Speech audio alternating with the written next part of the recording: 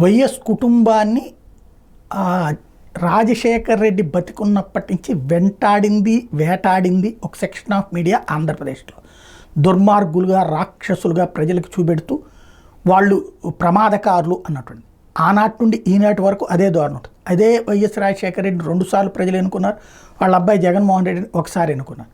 అంటే ఇంత ప్రచారం చేస్తున్నా సరే వాళ్ళని ఎన్నుకున్నారు. కానీ ఆ ప్రచారం మాత్రం ఎక్కడికి పోవట్లేదు. అక్కడ ఫెయిల్యూర్ ఏంటంటే పరువు నష్టం దావా లాంటిది చట్టబద్ధంగా పోరాటం ఎప్పుడు చేయలేదు. వాళ్ళు పత్రికలో రాస్తున్నారు కూడా మనమో పత్రిక పెడదాం, వాళ్ళు టీవీలో చెప్తున్నారు కాబట్టి మనమో టీవీ పెడదాం, ఈ దూరంలో సాగింది. అట్లాగే వాళ్ళు తిడుతున్నారు కాబట్టి మన వాళ్ళు తిడతారు, వాళ్ళు సోషల్ మీడియాలో విమర్శిస్తున్నారు కాబట్టి మన సోషల్ మీడియా విమర్శిస్తున్నారు, ఇది సరిపోతుందని. కానీ చట్టబద్ధంగా పోరాడటం అన్నది ముఖ్యమైనటువంటిది. అది ఇప్పటికి జగన్మోహన్ రెడ్డి చేసుకొచ్చారు. ఏదైతే అదానీ వ్యవహారంలో సెకీకి ఇచ్చినటువంటి కాంట్రాక్ట్లో జగన్మోహన్ రెడ్డి కోట్లు తినేశాడంటూ వచ్చినటువంటి అంశాల మీద ఢిల్లీ హైకోర్టుకి వెళ్ళి చట్టబద్ధమైన పోరాటం ప్రారంభించారు.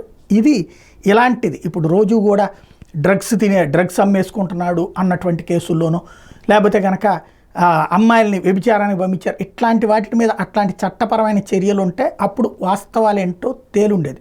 మోడీ మీద కూడా ఇట్లాంటిది ముప్పేట దాడి చేస్తూ వచ్చారు ఆనాడు 92 అప్పటి నుంచి లెక్కేసుకుంటే. అయితే ఎప్పుడైతే మోడీ ప్రధాని అయ్యాక ఒక సెక్షన్ దాని మీద ఉండి వాళ్ళు ప్రత్యేకించి ఇట్లాంటి పరువు నష్టం దావాలు వేస్తే రాహుల్ గాంధీ లాంటి వాళ్ళు వెనక్కి తగ్గాల్సి వచ్చింది.